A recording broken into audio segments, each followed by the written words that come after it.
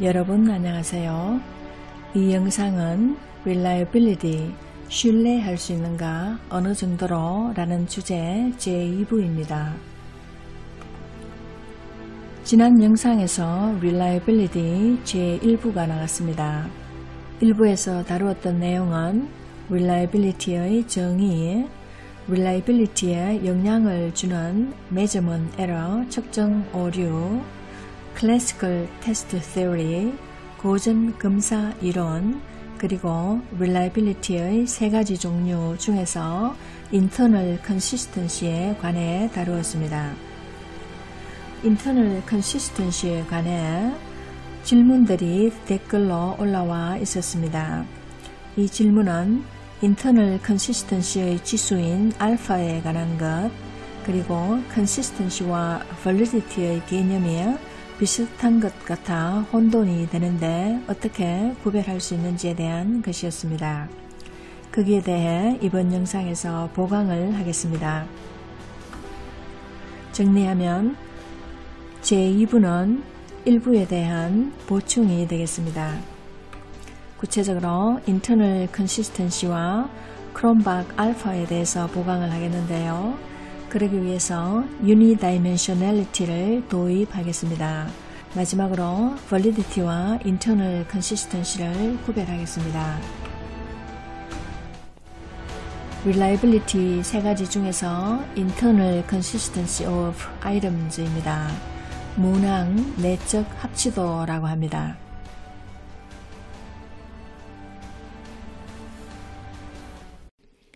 컨시스턴시 인덱스는 알파 혹은 크롬박 알파로 대변된다고 했죠. 알파의 구간은 0에서 1까지입니다. 1이 가장 높은 컨시스턴시 지수가 되고 0은 컨시스턴시가 전혀 없는 것으로 간주됩니다.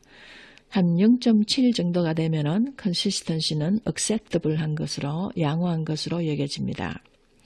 무엇에 대한 컨시스턴시인지 정의를 봅시다.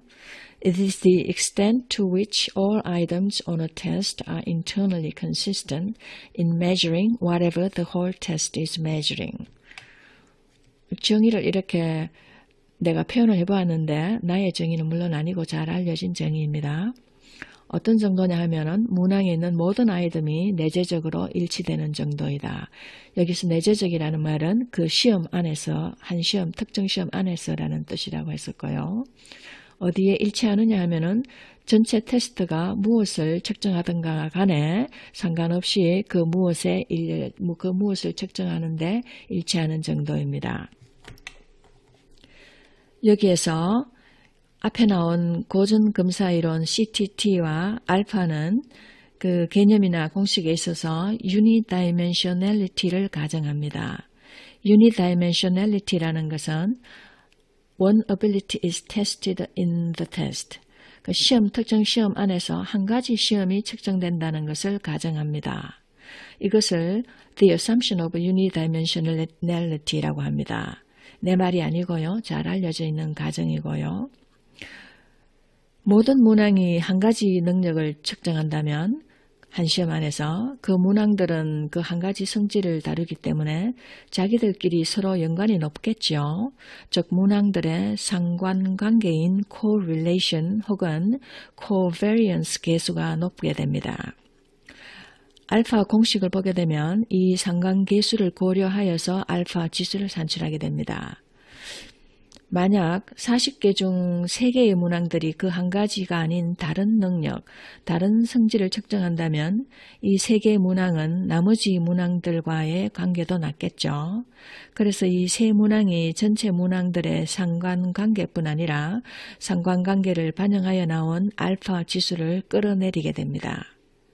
각 문항을 빼게 되면 그 시험에서 알파 지수 크기가 높아지는지 낮아지는지에 대한 통계 정보도 나오게 됩니다. 그 통계 정보를 문항 계정에 참고하여 쓸 수도 있겠죠. 그러나 알파 지수는 각 문항들 전체에 대한 컨시스턴시를 말해줍니다. 즉 전체 문항의 overall consistency, 평균적 개념으로 이해하면 됩니다. 요 SPSS 에서 알파를 설명하는데 참고로 하였고요. 여러분도 찾아볼 수 있겠습니다. 한 가지 주의할 것은 alpha itself is just a number. Numbers cannot interpret what that ability is. Only human judgment. 알파는 그 한 가지 능력이 과연 무엇인지에 대해서 관여하지 않습니다. 알파는 단지 지수로서 숫자인데 한 개 능력에 대한 일치도일 뿐이지 그 한 개 능력이 무엇인지에 대한 판단 능력은 없습니다. 그래서 consistency in measuring whatever the whole test is measuring 이라고 표현된 것입니다. 그 한 가지 능력이 무엇인지에 대한 판단과 추론은 인간이 하는 것이죠. 예컨대 수학 시험이 있을 때 수학 전문가가 수학 능력 측정을 목표로 하고 지식과 이론을 동원하여 수학 문항을 개발하였으니 그 한 가지 능력이 수학 능력이지 무엇이겠습니까? 그렇게 추론하는 것입니다. 이 시험이 다름 아닌 수학을 측정한다는 판단이나 해석은 validity의 영역이고 알파가 말해주는 것은 그게 수학이든 영어이든 나는 모른다. 다만 문항들이 한 가지 능력을 반영하는데 다 같이 일치하는 정도, 그 일치도를 뜻한다 입니다. 영어 시험 경우를 보면은 그 시험이 다름 아닌 영어를 측정하는 것 맞나? 이것은 construct validity question이고요. 영어 시험의 모든 문항들이 일치하여 영어를 혹은 영어든 말든 한 가지 능력을 측정하는가? 그 일치도가 어느 정도인가? 이것은 문항의 reliability 중에서도 consistency의 question입니다. 영어 시험인이 영어를 측정하지 않겠습니까? 그것이 믿을만하다고 전제를 한다면 item consistency가 높을수록 문항들이 일치하여 영어를 측정하는 것이 되니 문항 일치도는 construct validity 향상에 기여한다고 할 수 있겠습니다. Issue of unidimensionality 다루어 보겠습니다. unidimensionality 가정과 관련하여 학자들은 평가를 실시하는데 문제나 쟁점이 있다고 인지해 왔습니다. 즉, 한 시험에서 한 가지 능력만을 다루는 것이 용이하지 않거나 실제 필요성과 맞지 않다는 것입니다. 예를 들어 어느 능력은 하나가 아니고 여러 개라고 이미 판명이 되었습니다. Language ability is multidimensional. 대표적으로 읽기, 쓰기, 듣기, 말하기가 서로 다른 4dimension입니다. 문법과 어휘가 다른 능력이고 2dimension입니다. 이런 두 가지 이상의 능력을 보통 한 시험에서는 함께 다루는 것이 실제인데 시험의 질을 말해주기 위해 쓰이는 고전 통계들은 unidimensionality 가정하에 개발된 것이라 서로 앞뒤가 안 맞다는 것입니다. 이 맞지 않은 현상을 언어 분야에서는 바크만을 비롯하여 학자들이 딜레마로 인식하기도 했습니다. Unidimensionality vs.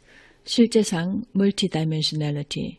이 문제가 있다는 것을 알고 있으면 되겠습니다. 이 문제를 인식하면서 데이터 분석에서 알파를 처리할 수 있는 한 가지 방법을 예로 보겠습니다. 문항들이 20개가 있습니다. 이 중에서 10개 문항은 문법을 측정한다고 간주합시다. 나머지 10개 문항은 어휘를 측정한다고 간주합시다.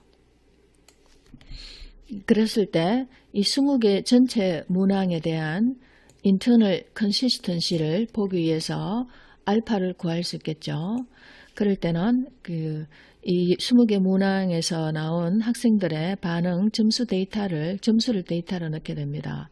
그래서 알파를 요구하면은 0.8이라는 것이 예를 들어서 나왔다고 합시다.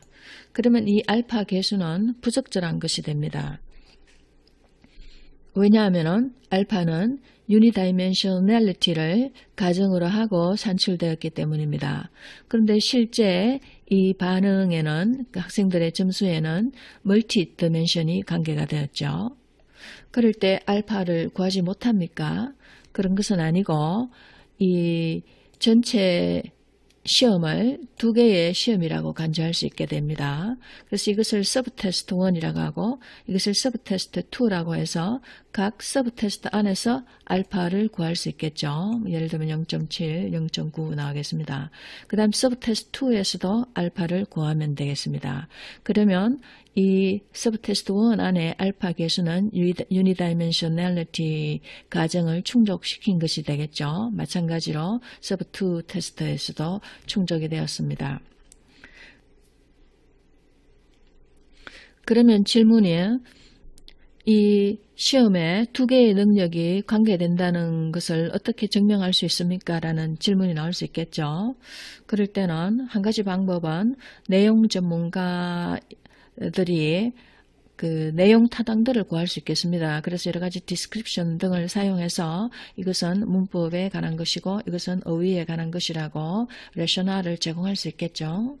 그리고 하나 더 강력한 방법은 고급 통계에서 팩터 애널리시스라는 것이 있는데 그것을 사용하면은 좀 더 강한 증명법이 되겠습니다. 팩터 애널리시스를 사용하면은 이 데이터에는 팩터 1과 팩터 2라는 두 개의 요인이 기저해 있다는 것을 알 수 있습니다. 그래서 팩터 1에는 1번에서 10번까지의 학생들의 점수가 이 팩터 1에 몰리게 됩니다. 예를 들면 문항 1은 0.95, 문항 2는 0.8 등등 0.7 높은 개수가 팩터 1에 실리게 됩니다.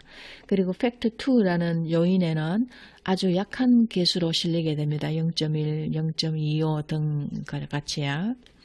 그리고 나머지 어휘를 측정하는 문항들은 팩터 2에 강하게 실리게 됩니다. 예를 들면은 11번 문항은 0.8, 20번 문항은 0.7 등으로 이 10개 문항이 팩터 2에 강하게 실리게 되는데 이것을 로딩이라고 하는데 이 로딩 개수가 각 문항이 팩터 2를 반영하는 즉 팩터 2에서 요인된 기저된 정도를 이야기합니다. 그리고 이 그래마 문항들은 팩터 2에는 아주 약한 수로 몰리듯이 어휘 문항들은 팩터 1에는 아주 약하게 모이게 됩니다. 그래서 이 점수에는 데이터에는 두 가지 요인이 존재한다. 팩터 1과 팩터 2이다. 그리고 이 팩터 1은 그래마 문항들에 강하게 몰려 있으므로 아마 그래마 요인이다. 그리고 이 나머지 10개 문항들은 팩터 2에 강하게 실려 있으므로 이름하여 이 팩터 2를 어휘 요인이라고 이름 지을 수 있겠다라고 해석이 가능합니다. 이와 같이 내용 전문가 판단을 통해서 서로 다른 능력이 측정된다는 것을 알 수 있을 때 혹은 실제 통계에서 다른 능력이 측정된다는 것을 증명할 수 있다면 전체 시험 중 각 서브 테스트에서 알파를 구할 수 있겠습니다.